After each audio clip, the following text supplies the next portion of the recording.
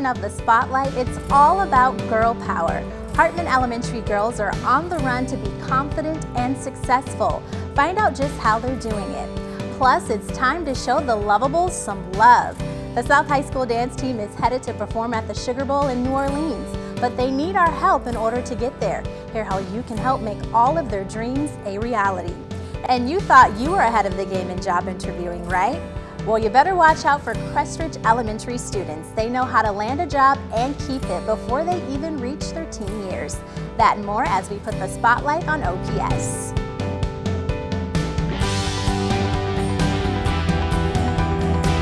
Hi, I'm Dara Hogan with the Omaha Public Schools Office of District Communications. Thank you for joining us for this edition of The Spotlight.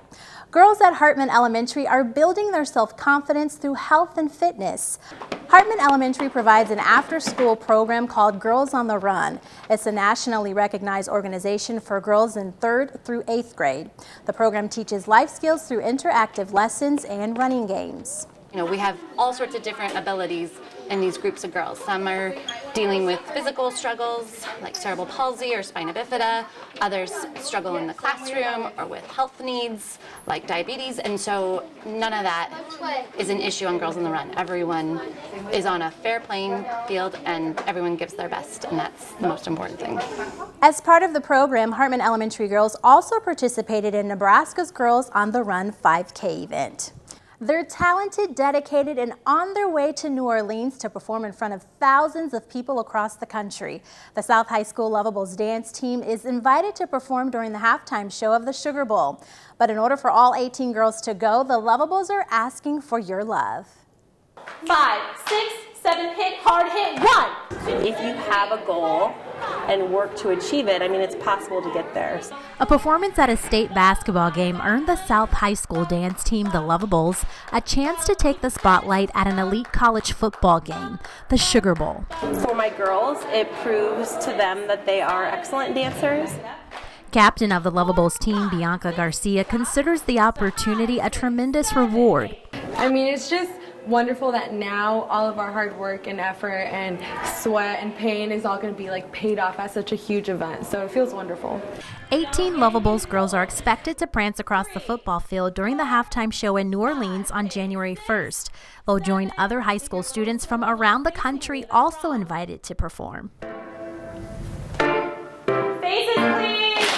It feels amazing. It's like once in a lifetime opportunity, and to think not many schools in Nebraska that I know of have gotten invited to go, so to me it feels awesome. But in order to send the team to the Sugar Bowl, head coach of the Lovables, Hallie Taylor, says they need to raise $33,000. So my goal, of course, is for all of them to go, but we will have to decide if we don't meet that total funding goal.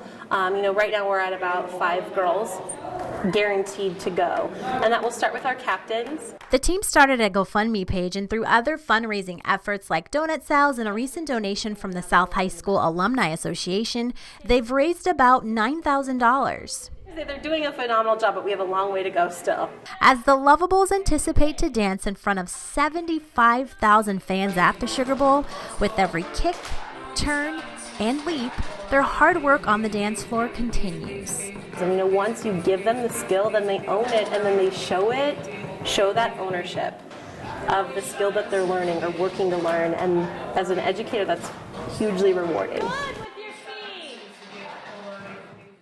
The Lovables are expected to spend a total of 5 days together in New Orleans practicing and eventually performing on the field for the halftime show of the Sugar Bowl.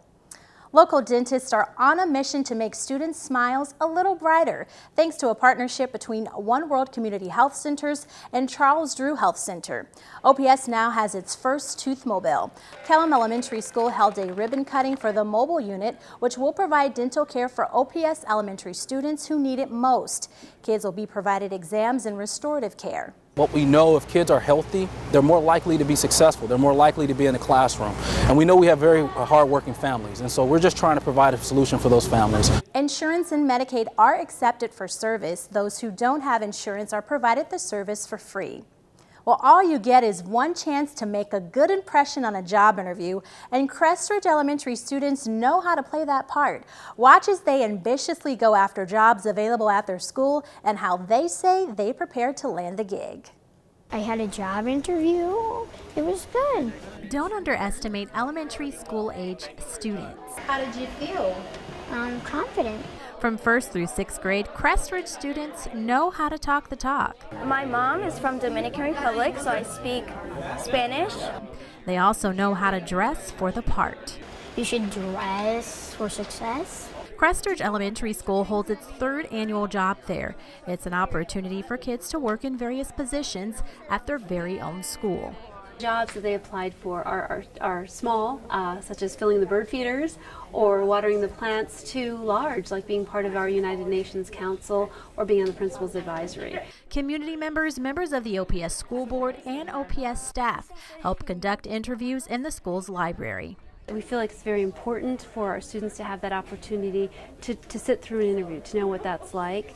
We talk to them about dressing for success. We talk to them about making direct eye contact. We talk to them about, making sure that they have thought through their answers and responses. So it's just, again, to build that confidence. Hola, Crystal. Hola. ¿Cómo estás, mi amor? Bien. Me alegra verte. Siéntate. Okay. Bilingual students even have the choice of conducting their job interviews in Spanish or English.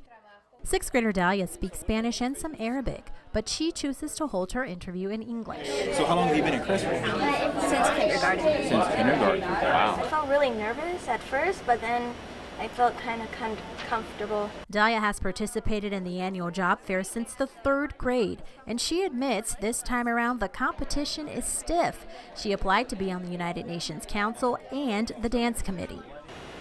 Harder when you get older, and they expect more from you.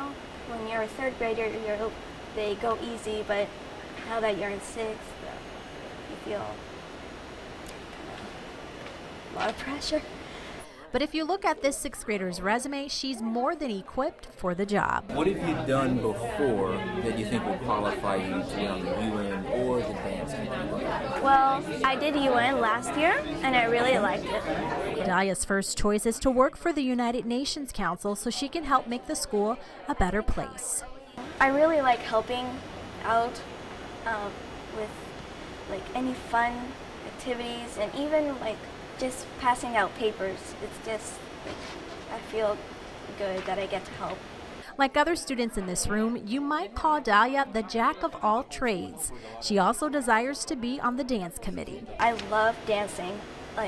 Anytime that I hear music, I'll just even if I'm doing homework, I'll just move my head or my shoulders and just hum and just feel free.